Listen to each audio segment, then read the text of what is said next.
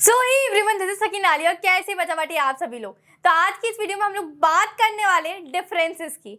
किसके बीच के डिफरेंस देखने वाले दीदी?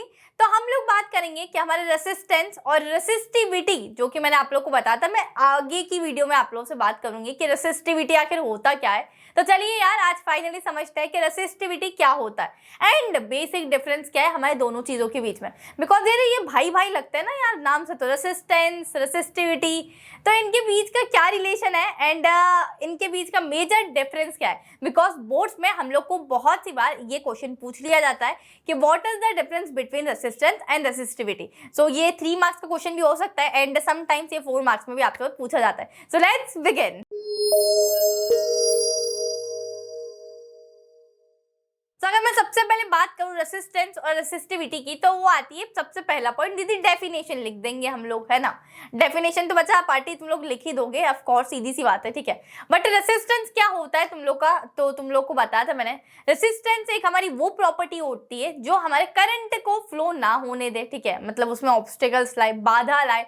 जैसे मैंने एग्जांपल दिया था ना कि हम लोग मूवी देखने जा रहे हैं एंड उस टाइम पर मेरे पास टिकट नहीं, मेरी दीदी के पास टिकट रह गई थी, मेरी बहन के पास, एंड मैं पहले चली गई आगे चेकिंग के लिए। तो वहाँ के जो बाउंसर्स थे या फिर बॉडीगार्ड थे, उन्होंने मेरी एंट्री को रेस्ट्रिक्ट कर दिया, मतलब रेसिस्ट कर दिया, ठीक है। मतलब मुझे जाने से रोक दिया, है ना।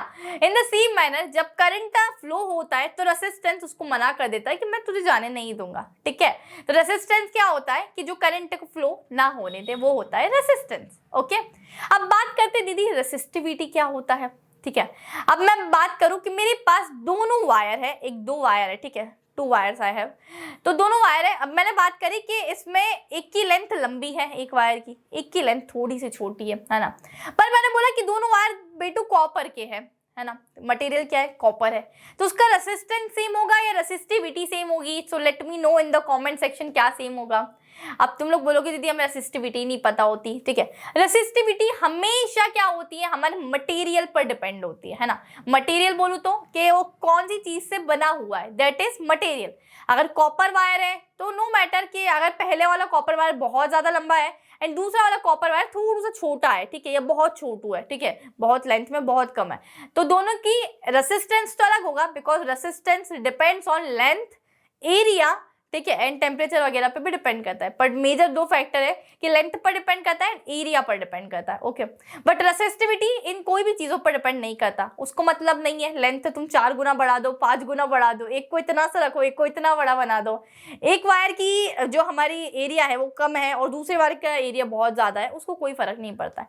उसको सिर्फ फर्क पड़ता है हमारे मटेरियल से। अच्छा, दूसरा एग्जाम्पल लेते हैं। मेरे पास 2 वायर है, एक वायर मेरा कॉपर का है and the second wire is of aluminium, ठीक है।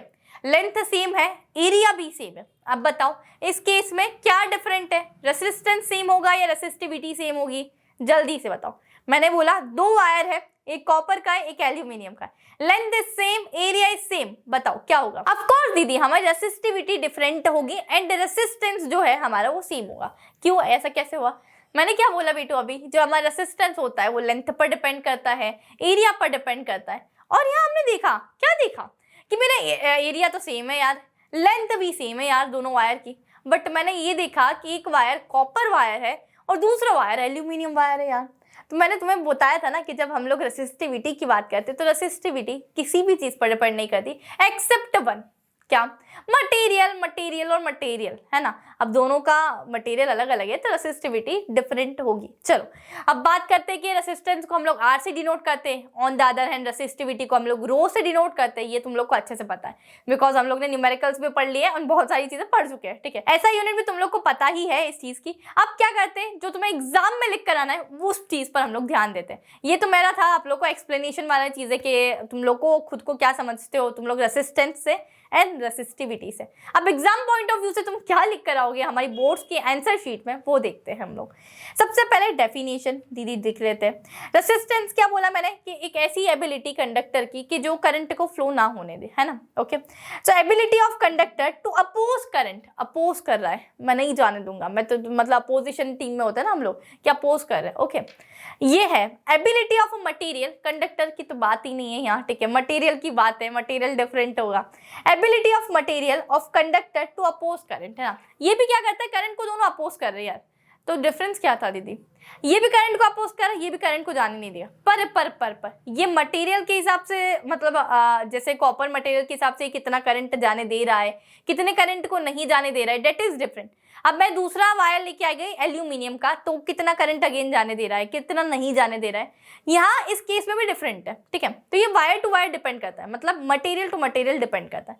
दोनों ही चीजें क्या करेगी, करंट को अपोज तो कर रही है ना, पर दोनों चीजें अलग अलग है। इसको किसी भी चीज से मतलब नहीं है, रेसिस्टेंस को, ये क्या करता है, सिर्फ करंट को अपोज कर देता है। बट इसमें है कि ये मटेरियल के हिसाब से चलता है। कॉपर वायर है, मान लो कि कॉपर में से ज्यादा करंट फ्लो नहीं होने देता है, ठीक है, तो रेसिस्टिविटी क्या हो गई हमारी, अलग हो जाएगी। एल्यूमिनियम की बात करें तो एल्यूमिनियम में से ज्यादा करंट फ्लो होने देता है, ठीक है, तो मतलब दोनों की रेसिस्टिविटी, इसकी ज्यादा है उसकी कम है, अलग अलग हो गई। ओके, नेक्स्ट पॉइंट है प्रोपोर्शनलिटी, कि ये प्रोपोर्शनल होता है कि नहीं, ठीक है, वो देखते हैं। तो तुम लोग को पता है R is directly proportional to L, R is inversely proportional to 1/a, ठीक है, तुम लोग को पता है। तो चलो, resistance is directly proportional to length, है ना, तो मैंने बोला ना R is proportional to L, ठीक है। एंड टेम्परेचर पे भी ये डायरेक्टली प्रोपोर्शनल है ना, मतलब टेम्परेचर बढ़ेगा तो रेसिस्टेंस बढ़ेगा, टेम्परेचर घटेगा तो रेसिस्टेंस भी घट रहा है, मतलब कम हो रहा है। Okay, while it is inversely proportional to cross sectional area of the material, वही कुछ नहीं है, R is inversely proportional to 1/a, इस टाइप से ये बोल रहा है। ओके, इसकी बात कहते हैं resistance is only proportional to temperature of the conductor, it also depends upon nature of the material of the conductor. किस पर डिपेंड करता है, nature of the material, material का नेचर कैसा है, कॉपर का है, एल्यूमिनियम का, या किसी और मटेरियल का हमारा वायर बना हुआ है, तो उस पर डिपेंड करता है। सिंबल आर होता है रेसिस्टेंस का, इसका रो होता है, इस टाइप से हम रो बनाते हैं। फॉर्मूला की बात करो तो इसका आप लोग को पता है फॉर्मूला, ये भी लिख सकते हो आप लोग, R is equals to V/I, या R is equals to rho L/A लिख सकते हो, जिसमें हमारा V वोल्टेज होता है, I current and rho is my resistivity. Resistivity के फॉर्मूले की बात करूँ तो बस इसमें उल्टा ही कर दो, बस ये जो फॉर्मूला है ना हमारा R is equals to rho L/A, इसको उल्टा कर दो, इसको यहाँ ले आओ तुम लोग, तो कुछ नहीं, वही फॉर्मूला हो जाएगा हमारा, रो इज इक्वल्स टू R/A/L, ठीक है, ये हो जाएगा, जिसमें हमारे पास R रेसिस्टेंस, L लेंथ है, ये एरिया ऑफ क्रॉस सेक्शन है, बात है, ठीक है, ए एरिया ऑफ क्रॉस सेक्शन है। तो अब आप लोग को बात समझ में आ गई होगी। एंड लास्ट पॉइंट है कि हमारी SI यूनिट क्या होती है, दैट इज मोस्ट इंपॉर्टेंट। हमेशा हर चीज की SI यूनिट याद रखना है, तुम लोग को हमेशा कहती हुई आई हूँ मैं। SI यूनिट की बात करें तो इसकी होती है ओम, जिसको हम ऐसा बनाते हैं, ओके, और ये इसकी होती है ओम मीटर, तो बस एक की ओम है और एक की ओम मीटर है, तो इतनी चीजें तुम लोग को याद रखनी है। तो ये कुछ मेजर डिफरेंस थे तुम्हारे रेसिस्टेंस और रेसिस्टिविटी के बीच में। एंड मेजर क्या मतलब, और जितने डिफरेंस थे मैंने सारे आप लोग को एक्सप्लेन कर दिए। अगर ये क्वेश्चन 3 मार्क्स में आता है तो बच्चा पार्टी इसमें से कोई भी 3 लिख लेना, ठीक है, डिफरेंसेस, एंड साथ ही साथ ऐसा यूनिट लिख कर आना। ओके, अब 4 नंबर में आता है तब भी तुम लोग को, तुम फिर पूरा ही जितने भी मैंने डिफरेंसेस तुम लोग को बताए सारे ऑलमोस्ट डिफरेंसेस लिख लेना, नीट एंड क्लीन लिखना, डेफिनेशन को अच्छे से याद कर जाना, ठीक है, किसी भी चीज में थोड़ी सी भी मिस्टेक मत करना, बिकॉज डिफरेंसेस बहुत इंपॉर्टेंट है एग्जाम पॉइंट ऑफ व्यू से, डिफरेंसेस हमेशा पूछे जाते हैं एग्जाम में, ठीक है। So that's all for today's video बच्चा पार्टी। आई होप ये वीडियो तुम लोग को अच्छा लगा हो। कैसा लगा वीडियो आप लोग मुझे कमेंट्स में जरूर बताइएगा। एंड कोई भी डिफिकल्टी अगर फेस कर रहे हो इलेक्ट्रिसिटी वाले चैप्टर में या किसी और चैप्टर में साइंस के, तो तुम लोग मुझे कमेंट्स में जरूर बता सकते हो, मैं तुम्हारी डेफिनेटली यहाँ हेल्प करने वाली हूँ। एंड साथ ही साथ चैनल को सब्सक्राइब कर दो, बिकॉज इसी तरीके की मैं अपकमिंग वीडियोज में आप लोग के साथ मिलती रहूंगी। साथ ही साथ अपने दोस्तों के साथ शेयर कर दो, किसी और का भी भला हो जाए। एंड इसी के साथ मिलती हूँ नेक्स्ट वीडियो में। Till then keep learning and this is your educator Sakina Ali signing of.